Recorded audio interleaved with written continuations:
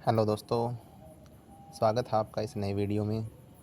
आज हम बात करेंगे राजस्थान की जो विधानसभा है उसमें जो वर्तमान में जो समितियां हैं, वर्तमान में जो दल हैं उनकी व्यवस्था, जैसे कि उन जो दल हैं राजनीतिक उनकी जो स्थिति है, कितने एमएलए किस दल से हैं वर्तमान में विधानसभा में राजस्थान की में, तो हम उन पर चर्चा करेंगे। तो वीडियो को लाइक और चैनल को सब्सक्राइब भी कीजिए जिससे हमें मोटिवेशन मिले, और वीडियो को अंत तक ज़रूर देखिए, ये एक इम्पोर्टेंट वीडियो होने वाला है।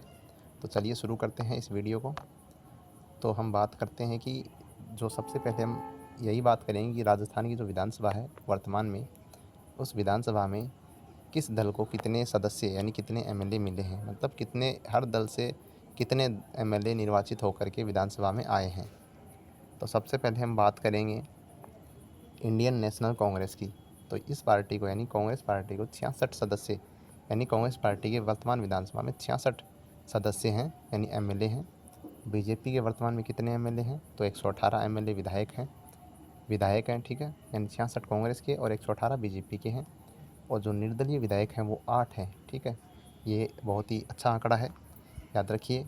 आपको मिलान करने में दे तो आप एग्ज़ाम में सीधा मिलान कर देना, बीजेपी को 118, कांग्रेस को 66, निर्दलीय को 8, ठीक है। अब देखिए जो बीएसपी है, बीएसपी यानी भारत आदिवासी पार्टी है, इनके वर्तमान में विधानसभा में 4 एमएलए हैं। ये अभी नई पार्टी है और बहुत ही इन्होंने अच्छा प्रदर्शन किया है इस विधानसभा में। अब देखिए जो बसपा पार्टी के राजस्थान विधानसभा में 2 एमएलए हैं। कितने हैं? 2 एमएलए बसपा के हैं। अब देखिए जो राष्ट्रीय दल है आरएलपी, ये राष्ट्रीय दल है आरएलपी, यहाँ राजस्थान से इनका 1 एमएलए है। और वर्तमान जो 16वीं विधानसभा है, यहाँ स्थिति देखें सचेतक की, तो यहाँ पर जो हैं 6 मुख्य सचेतक हैं, ठीक है। अब देखिए मैं आपको थोड़ा आगे बताऊंगा, एक मुख्य सचेतक है जिनका नाम बहुत ही पूछा जाता है, लेकिन वर्तमान में राजस्थान विधानसभा में 6 सचेतक की जो है नियुक्तियां की गई हैं, ठीक है। वर्तमान में 6 सचेतक बनाए गए हैं, लेकिन आगे हम मुख्य सचेतक की बात करेंगे। तो उससे पहले हम कुछ और फैक्ट देख लेते हैं जो कि एग्ज़ाम में जो भी एग्ज़ामिनर है वो बना सकता है। तो बात करते हैं एसटी यानी अनुसूचित जनजाति के जो एमएलए हैं विधानसभा में वर्तमान में, वो 28 एमएलए हैं, याद रखना बहुत इंपॉर्टेंट है। बात करें एससी अनुसूचित जाति की बात करते हैं, एससी की, तो इनके वर्तमान में 34 एमएलए हैं। देखिए कितनी ज़्यादा संख्या में है वर्तमान में। तो यहाँ से अगर प्रश्न पूछा भी जाए तो आपको याद रखना है। अब देखिए हम बात करें जनरल जो जनरल एमएलए हैं वो कितने हैं, तो जनरल कैटेगरी के 98 एमएलए वर्तमान में 16वीं विधानसभा में निर्वाचित होकर के आए हैं। अब देखिए ओबीसी जो है कैटेगरी, उनके 25 एमएलए हैं। अब यहाँ से आपको आरोही और अवरोही क्रम इनका सेट करके मैं बता देता हूँ। तो चलिए, जो सबसे ज़्यादा एमएलए हैं वो जनरल के हैं, उसके बाद 2 नंबर पे यानी 2 नंबर पे एससी कैटेगरी के 34 जो एमएलए हैं। फिर बात करें 3 नंबर पे, तो एसटी के 28 एमएलए हैं वर्तमान में, और ओबीसी के 25 एमएलए हैं, ठीक है। और मैंने बताया आपको 8 अन्य हैं, ठीक। अब देखिए ये आपको याद रखना है, अगर नया क्वेश्चन एग्जाम में बनता है तो यहाँ से बनेगा। अगर आपको पढ़ने में आसानी और जो मैंने सेट करके ये दिया है आपको अच्छा लगे तो वीडियो को लाइक भी कीजिए और चैनल को सब्सक्राइब भी कीजिए। अब देखिए आपको ये वाला डेटा आपको ये इससे कैसे याद होना चाहिए, सेम टू सेम, क्योंकि वहाँ पर अगर नया टाइप का पर्सन बनता है तो ऑलमोस्ट लोग, मतलब जो पढ़ता है, सेल्फ स्टडी करता है, मनन करता है, उनका तो सही हो जाएगा, लेकिन आपको भी ज़रूरी है कि ये पर्सन आपका सही हो, अगर आ भी जाए तो, ठीक है। बहुत ही अच्छा पर्सन है। अब देखिए जो अयोग्य सदस्य हैं वो बीजेपी से 1 हैं, ठीक है। यानी श्री कंवर लाल अंता 12 से इनकी सीट जो है उनको अयोग्य घोषित कर दिया गया था 23 मई 2025 को। तो अगर आपको अच्छा लगे, इम्पोर्टेंट लगे, तो ये वाला फैक्ट भी आपको याद रखना है सीधे सीधे। अगर वर्तमान में पूछ ले कि भाई 16वीं विधानसभा में एकमात्र विधायक जिनको अयोग्य सदस्य यानी अयोग्य करार दिया गया, तो वो है श्री कंवर लाल अंता 12 से, ठीक है। बात करते हैं इस्तीफ़ा देने वाले विधायक कितने हैं। 6 एमएलए हैं जो इस्तीफ़ा दे चुके हैं क्योंकि ये सांसद बने थे। MP बन चुके थे, उसके बाद इनकी सदस्यता यानी इन्होंने वो दे दिया MLA से त्यागपत्र। अब देखिए, सबसे पहले है ब्रिजेंद्र सिंह वाला झुंझुनू से, ये MLA थे लेकिन इन्होंने इस्तीफ़ा दे दिया। हनुमान बेलीवाल खीमसर से थे, इन्होंने भी इस्तीफ़ा दे दिया। फिर आते हैं हरीश चंद्र मीना, इन्होंने भी दे दिया उनियारा देवली से। ठीक है, ऐसे करके 6 नाम हैं। ठीक है, अब देखिए, आपको नाम नहीं पूछा जाएगा, आपको अगर वीडियो पटवारी तो हो गया, वीडियो और जो रीट मेंस है उसमें अगर प्रश्न बनता है तो यहाँ से सीधा सीधा पूछ ले कि भाई इस्तीफ़ा देने वालों की संख्या बताइए, तो आपको 6 बतानी है। अयोग्य की संख्या बतानी है 1।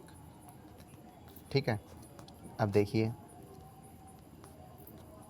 जो प्रथम बार निर्वाचित सदस्य हैं वर्तमान में, जिन्होंने अभी चुनाव लड़ा फर्स्ट टाइम MLA का और वो जीत गए, वो कितने हैं? वो है 81 MLA थे अभी वर्तमान में जो प्रथम बार निर्वाचित होकर के विधानसभा में पहुँचे हैं।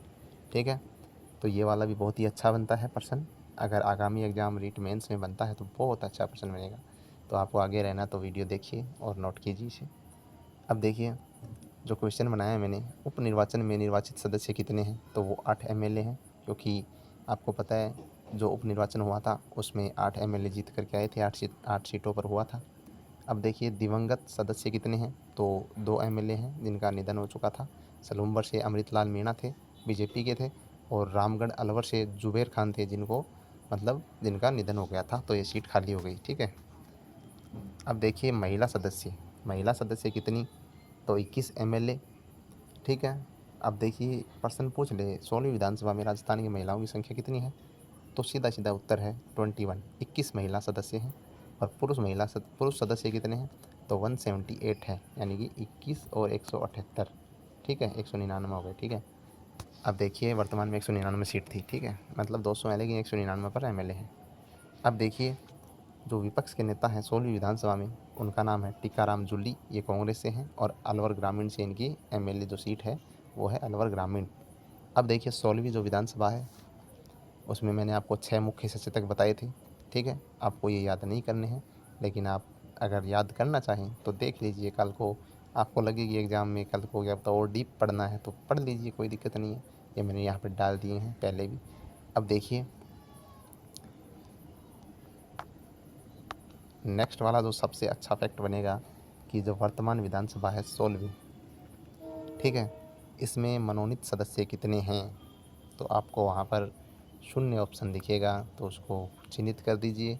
और शून्य ना मिले और ये मिले कि उपयुक्त में से कोई नहीं, तो वो कर देना, लेकिन वर्तमान में मनोनीत सदस्यों का कोई प्रावधान नहीं है। ठीक है, अब देखिए, प्राक्कलन समिति जो कै है उसका अध्यक्ष है अर्जुन लाल जी नगर, और कुल प्राक्कलन समिति में 12 सदस्य होते हैं। वर्तमान में 12 सदस्य हैं। अब देखिए, प्राक्कलन समिति खै, इसका अध्यक्ष है बाबूलाल सिंह राठौड़, और ये दोनों जो समितियां हैं ये वित्तीय समितियां हैं। ठीक है, यहाँ से प्रश्न बने तो देख लेना कि भाई प्रश्न आएगा कि निम्न में से वित्तीय समिति नहीं है, तो प्राक्कलन समिति कै, प्राक्कलन समिति खै ये दोनों हैं। और नहीं में अगर सिंगल लाइन देके पूछे तो और भी अच्छा है, लेकिन आपको दोनों याद रखनी है, कै और खै। नेक्स्ट है अपना जो 16वीं विधानसभा है 2025 में, जो 16वीं विधानसभा में 2025 के वर्ष में 3 स्तर में एक सरकारी विधेयक पास हुआ था। ठीक है, ये 3 फरवरी 2025 को पास हुआ है, पेश किया गया था। और ये इसका नाम क्या है? विधेयक का सरकारी विधेयक है, याद रखना, राजस्थान विधि विरुद्ध धर्म संपरिवर्तन प्रतिषेध अधिनियम विधेयक है। ये 2025 में ये पेश किया गया है। ठीक है, इसका नाम भी पूछिए तो भी अच्छी बात है, लेकिन अगर संख्या पूछिए तो एक ही है। ठीक है, अब देखिए, सरकारी मुख्य सचेतक कौन है? मैंने आपको बताया था जो सरकारी मुख्य सचेतक कौन है, इंपॉर्टेंट लगा रखा है, याद रखना।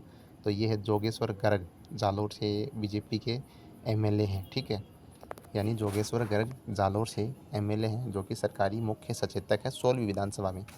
अब नेक्स्ट बात करें, 16वीं विधानसभा जो अध्यक्ष है वो श्री वासुदेव देवनानी है, और इनकी जो MLA सीट है वो है उत्तरी अजमेर। ठीक है, वेरी इंपॉर्टेंट, याद रखना, पूछा भी गया है। नेक्स्ट है, संविधान जो क्लब है वो राजस्थान के जयपुर में है। ठीक है, संविधान क्लब का।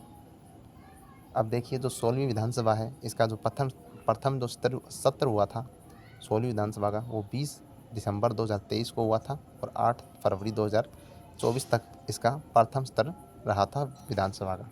ठीक है, अब देखिए, ये वाला रहने दीजिए, ये एकीकरण से है, आपको याद भी होगा, फिर कभी देखेंगे ये टॉपिक।